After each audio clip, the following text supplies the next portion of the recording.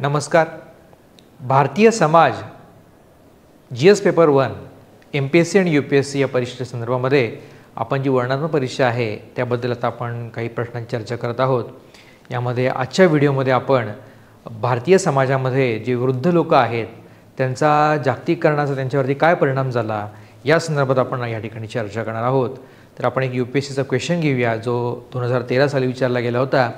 प्रश्नाचा साधारणपणे रोख असा होता की जागतिकीकरणाचा परिणाम जो भारतामधील वृद्ध लोकसंख्येवरती काय झाला हे आपल्याला या ठिकाणी तपासून बघायचं होतं आणि त्यानुसार आपण तो क्वेश्चन आता डिस्कस करू. तर आपण जर बघितलं तर भारतामधील वृद्ध लोकसंख्येवरती जागतिकीकरणाचा काय परिणाम झाला असे आपल्याला एक समीक्षात्मक म्हणजे आपण एक ॲनालिटिकल आपल्याला त्याचं मांडणी जी आहे ती या ठिकाणी करायची आहे. तो 2013चा क्वेश्चन होता तो आता आपण डिस्कस करायला स्टार्ट करूया. आता कुठलाही समाज आपण बघितला खास करून भारतीय समाज या भारतीय समाजामध्ये आपण एक ओल्ड एज पॉप्युलेशन जे आहे म्हणजे साधारणपणे एज 60च्या वरती आहे अशा पॉप्युलेशनच्या काही समस्या असतात बघा आणि या समस्या बऱ्याचदा ॲड्रेस केल्या जात नाही किंवा त्या समस्यांची मांडणी योग्य प्रकारे केली जात नाही आणि त्या अनुषंगानं UPSCने 2013 साली हा प्रश्न विचारला होता. आता साहजिकच आहे की 2013 साली हा प्रश्न का विचारला गेला असेल त्या कालखंडामध्ये किंवा 2013 सालामध्ये असे काही वृद्धांचे प्रश्न समाजामध्ये भेडसावत असतील किंवा चर्चेमध्ये असतील आणि त्या अनुषंगाने हा मुद्दा चर्चेला गेला असेल आणि मग UPSCने लगेच त्यांच्या मुख्य परीक्षेमध्ये हा प्रश्न विचारला. आपल्या येणाऱ्या MPSCच्या परीक्षेमध्ये सुद्धा जी वर्णनात्मक झालेली आहे या परीक्षेमध्ये आपल्याला अशा प्रकारचे क्वेश्चन देखील विचारले जाऊ शकतात आणि असा प्रश्न जर विचारला की जागतिकीकरणाचा वृद्धांवरती काय परिणाम झाला तर त्या प्रकारचा आन्सर आपल्याला कसं लिहिता येईल ते आपण आता डिस्कस करूया. आता सुरुवातीला आपण जर बघितलं तर आपल्याला काल सांगितल्याप्रमाणे आपला जो आजचा लेक्चर होता की जागतिकीकरणाचा महिलांवरती काय परिणाम झाला तर या संकल्पनेमध्ये आपण पहिल्यांदा जागतिकीकरणी संकल्पना मांडली. त्यामध्ये जागतिकीकरण म्हणजे व्यापार, संवाद आणि सांस्कृतिक देवाणघेवाण यांच्या माध्यमातून जगाला अधिक प्रमाणामध्ये एकत्र बनवणं. थोडक्यात काय की जेव्हा आपली अर्थव्यवस्था जगाच्या अर्थव्यवस्थेत जोडली जाते तेव्हा आपण आपल्या देशामध्ये जागतिकीकरणाचा प्रभाव जाणवू लागला असं म्हणू शकतो आणि त्या अनुषंगाने आपण हा तो मुद्दा या ठिकाणी स्पष्ट केलेला आहे. त्याचबरोबर मगाशी बोलल्याप्रमाणे 60 वर्षाच्या वयावरील जे लोक आहेत त्यांना आपण वृद्ध कन्सिडर करू शकतो आणि त्यांच्या जीवनावरती जो काय परिणाम झालेला आहे जागतिकीकरणामुळे तो आपल्याला या ठिकाणी त्याबद्दल आपल्याला या ठिकाणी चर्चा करायची आहे. आता ह्या चर्चा करत असताना आपल्याला दोन दृष्टिकोन मांडायला लागतील. ते म्हणजे काय तर सकारात्मक दृष्टिकोन आणि त्याचबरोबर काय नकारात्मक दृष्टिकोन. म्हणजे आपण एक मुद्दा आपण समजा चर्चेला घेतला तर त्याची काय पॉझिटिव्ह बाजू काय आहे आणि त्यावर निगेटिव्ह बाजू काय आहे ते सुद्धा आपल्याला या ठिकाणी मांडायचं आहे. जेव्हा आपण एखाद्या गोष्टीची समीक्षा करतो तर समीक्षा करताना काही पॉझिटिव्ह पॉईंटसुद्धा आपल्या नजरेसमोर असले पाहिजेत आणि त्याचबरोबर काही निगेटिव्ह पॉईंटसुद्धा आपल्या नजरेसमोर असले पाहिजेत. अधिकारी घडत असताना एखादा जेव्हा अधिकारी कन्सेप्ट बघत असतो त्या कन्सेप्टमध्ये काय पॉझिटिव्ह पॉईंट आहे त्याचे काय चांगले परिणाम होऊ शकतील आणि कदाचित काय निगेटिव्ह परिणाम होऊ शकतील हे त्या ठिकाणी तपासणं गरजेचं असतं. आणि अशा प्रश्नांच्या माध्यमातून अधिकाऱ्यांच्या त्यांच्या ज्या नोकरीच्या संदर्भामध्ये त्यांना कशाप्रकारे चांगल्या गोष्टींचं ॲनालिसिस करता येईल अशा प्रश्न या ठिकाणी तयारी करून घेतात. म्हणजे येणारे जे अधिकारी आहेत MPSCमध्ये किंवा UPSCमध्ये त्यांना ज्या काही येणाऱ्या काळामध्ये जे काही समस्या भेडसावणार आहेत नोकरी करताना त्यांची जाण त्यांना आत्ताच असावी या अनुषंगानं आपला सिलेबस हा डिझाईन केला आहे आणि प्रश्नसुद्धा त्याच अनुषंगाने विचारले जातात. तर आपण आता सकारात्मक जो आहे जागतिकीकरणाचा परिणाम जो आहे तो पहिलं बघूया. आता आरोग्य सेवा आणि आयुर्मानात वाढ. जागतिकीकरणामुळे काय झालं तर जागतिकीकरणामुळे आरोग्य सुविधा जगभरामध्ये ज्या आहेत इन्व्हेन्शन आहेत चांगले मेडिसिन आहेत त्यांची उपलब्धता असेल किंवा जे काही शोध आहेत त्याचा पॉझिटिव्ह परिणाम असेल तो भारतामध्ये जाणवू लागला. आपण जर 13 सालचा कालखंड बघितलं 2013 सालचा क्वेश्चन 2013 सालचा आहे ते आत्तापर्यंत साधारणपणे जे 12 वर्ष झाले या 12 वर्षामध्ये आरोग्याची सुविधा ही भारतामध्ये खूप चांगल्या पद्धतीने वाढलेली आहे. चांगले मेडिकल कॉलेज आलेले आहे, चांगले हॉस्पिटल्स आले आहे, डॉक्टरांची संख्या वाढत आहे.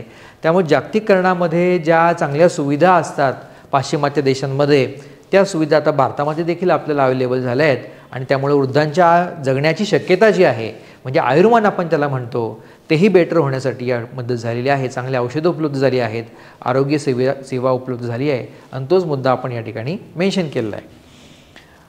त्याचबरोबर आर्थिक संधीमध्ये वाढ झालेली आहे. जर आपण जागतिकीकरण बघितलं जागतिकीकरणामध्ये चांगल्या वेगळ्या रोजगाराच्या संधी असतील किंवा जागतिकीकरणामध्ये गुंतवणुकीचे काही पर्याय असतील. अनेक वृद्ध लोकसंख्या आपण जर बघितली की आफ्टर रिटायरमेंटसुद्धा ते काहीतरी साईड व्यवसाय करतात, साईड बिझनेस करतात, त्यांच्या एकूण उत्पन्नामध्ये देखील वाढ होते. त्यांनी आत्तापर्यंत मिळवलेले पैशांची चांगली गुंतवणूक ते करू शकतात. गुंतवणुकीसारखे चांगले चांगले पर्याय त्यांच्यासमोर असतात. म्हणजे जे पर्याय जगभरामध्ये आहे ते पर्याय आता भारतामधील वृद्धांना देखील अवेलेबल झाले आहेत. काही प्लॅन्स असतील, इन्शुरन्स असेल किंवा गुंतवणुकीचे काही पर्याय असतील ते सुद्धा भारतामधील वृद्धांना आता अवेलेबल झाले आहेत. जे इतर देशातील नागरिकांना देखील अवेलेबल आहेत ते आपल्याकडे देखील अवेलेबल झाले आहेत आणि त्यांना एक आर्थिक सुरक्षितता जी आहे भारतामधील वृद्धांना ती या ठिकाणी मिळालेली आहे. त्याचबरोबर आपण जर बघितलं तर परदेशी गेलेल्या मुलांकडून जे रेमिटन्सेस आहेत, म्हणजे परदेशी जे नागरिक राहतात ते आपल्या आईवडिलांना या ठिकाणी पैसे पाठवतात. आता हे पैसे पाठवणं जे आहे फॉरेनच्या लोकांनी भारतीय लोकांना, याला रेमिटन्सेस आपण असं म्हणतो. हेही भारतामधल्या वृद्धांना एक चांगल्या प्रकारचं उत्पन्नाचा स्रोत झालेलं आहे किंवा त्यांना एक आर्थिक मदत झालेली आहे. कौटुंबिक जबाबदाऱ्या पार पाडताना अनेक मुलं ही फॉरेनला सेटल होतात, परंतु ते आपल्या जबाबदाऱ्या काही विसरत नाही आणि मग आपल्या आईवडिलांना आर्थिक मदत ते करत असतात. आणि तोच मुद्दा या ठिकाणी हायलाईट केला आपण, त्याला आपण रेमिटन्सेस असं म्हणतो. त्याचबरोबर गैरसरकारी संस्था आणि सामाजिक आधार वाढलेला आहे. आता आपण जर बघितलं तर जागतिकीकरणामुळे आपण जर एक महत्त्वाचा मुद्दा आहे की जे काही सामाजिक संघटना आहे भारतामध्ये, आता सामाजिक संघटना ज्या वृद्धांसाठी काम करत आहेत त्यांचं जे ओरिएंटेशन आहे ते बऱ्याचदा फॉरेनच्या संस्थांसारखं आता व्हायला लागले आहे. म्हणजे फॉरेनच्या संस्थांचं एक वैशिष्ट्य काय की ते फार संवेदनशील पद्धतीने काम करत असतात आणि ती संवेदनशीलता आता भारतामधली NGOमध्ये सुद्धा बघायला आपल्या त्या ठिकाणी मिळते. म्हणजे वृद्धांसाठी जे काय सामाजिक कार्य असेल त्याशा अनेक सामाजिक कार्यामध्ये अनेक सामाजिक संस्था ह्या आता पार्टिसिपेट करत आहे की वृद्ध लोकंसुद्धा अनेक सामाजिक संस्थांमध्ये आता मेंबर्स आहेत. त्यामुळे ओव्हरऑल त्यांची काय डेव्हलपमेंट आहे, त्यांचा एकाकीपणा आहे तो सुद्धा दूर व्हायला या ठिकाणी मदत झालेली आहे. जागतिकीकरणाचे हे आपण काही फायदे म्हणू शकतो. त्याचबरोबर आपण डिजिटल संवादाचा उदय झालेला आहे. जागतिकीकरणामुळे आपण जर बघितलं तर सोशल मीडियावरती आता तुम्ही बघताय की जे ओल्ड एज लोक असतात त्यांना बऱ्याचदा विरंगुळ्यासाठी सोशल मीडियासुद्धा एक चांगल्या प्रकारचं माध्यम आहे. त्यामध्ये विविध प्रकारचे माध्यमं तुम्हाला सगळ्यांना उपलब्ध आहेत आता, जसं फॉर एक्झाम्पल ट्विटर असेल, यूट्यूब असेल किंवा फेसबुक असेल, अशी सोशल मीडियाची काही माध्यमं आहेत. या माध्यमांचा वापर देखील आता अनेक वृद्ध लोक करत आहेत. त्यामध्ये काही सांस्कृतिक कार्यक्रम असतील किंवा सांस्कृतिक देवाणघेवाण असेल तोही मुद्दा त्या ठिकाणी चर्चेला आणू शकतो. किंवा वृद्ध लोकांना काही आरोग्याच्या बाबतीमध्ये काही टिप्स पाहिजे असतात त्यासुद्धा हल्ली ऑनलाईन अवेलेबल आहेत. म्हणजे वृद्ध लोकसंख्येची एकूण जी जडणघडण आहे, त्यांचं जे आयुष्य आहे ते सुखकर करण्याचं काम सोशल मीडिया करत आहे, असा एक पॉझिटिव्ह पॉईंट आपण या ठिकाणी सांगितलेला आहे. आता आपल्याला पॉझिटिव्ह पॉईंट मेन्शन केल्यानंतर काही निगेटिव्ह पॉईंटसुद्धा मेन्शन करणं आवश्यक आहे.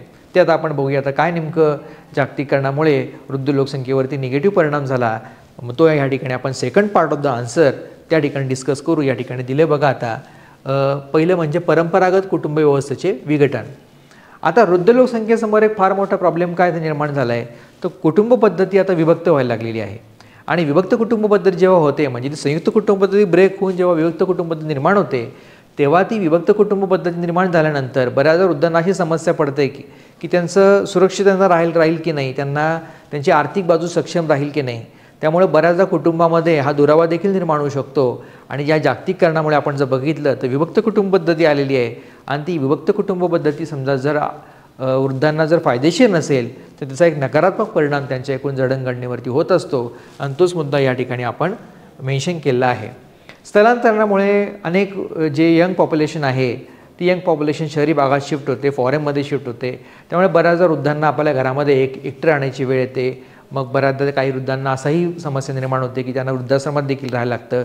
ही सुद्धा एक निगेटिव्ह बाजू आपण जागतिकीकरणाची म्हणू शकतो. जागतिकीकरणाने रोजगार दिला, पण त्याचबरोबर जागतिकीकरणाबरोबरच एकाकीपणा देखील वृद्धांच्या आयुष्यामध्ये आला. तो मुद्दा आपण या ठिकाणी सांगितलेला आहे. त्याचबरोबर आर्थिक असुरक्षता आणि उपेक्षा. आपण जर बघितलं मगाचा पॉईंट तो पॉझिटिव्ह अर्थाने बघितला तर निगेटिव्ह मुद्दे काय काय आहेत. समजा एखादा वृद्ध व्यक्ती ज्याने आपलं आयुष्यभर असंघटित क्षेत्रामध्ये काम केलं, म्हणजे त्या ठिकाणी फॉर्मल जॉब आपण त्याला म्हणतो तो नव्हता, जे काम मिळेल ते करणं आणि ते काम करत जाणं, गिग अर्थव्यवस्था आपण एकदा मुद्दा डिस्कस केला होता. आणि त्यानुसार एखाद्या व्यक्तीने आपलं एक बऱ्यापैकी आयुष्य जे आहे ते मिळेल ते काम करण्यामध्ये घालवलं. तर आपण जर तुलना केली समजा की त्या व्यक्तीकडे समजा जर आर्थिक क्षमता नसेल किंवा त्या व्यक्तीमध्ये आर्थिक सुरक्षितता नसेल, आर्थिक नियोजन नसेल, तर बऱ्याचदा आफ्टर एज ऑफ 60 त्या व्यक्तीला अनेक फायनान्शियल चॅलेंजेस जे आहेत ते फेस करायला लागतात. आणि तोच मुद्दा आपण या ठिकाणी सांगितलेला आहे. त्यांना बऱ्याचदा सामाजिक सुरक्षेचा अभाव या ठिकाणी बघायला मिळतो. आता ही सामाजिक सुरक्षितता राहावी यासाठी शासन काय प्रयत्न करत आहे? तर डेफिनेटली शासन प्रयत्न करत आहे.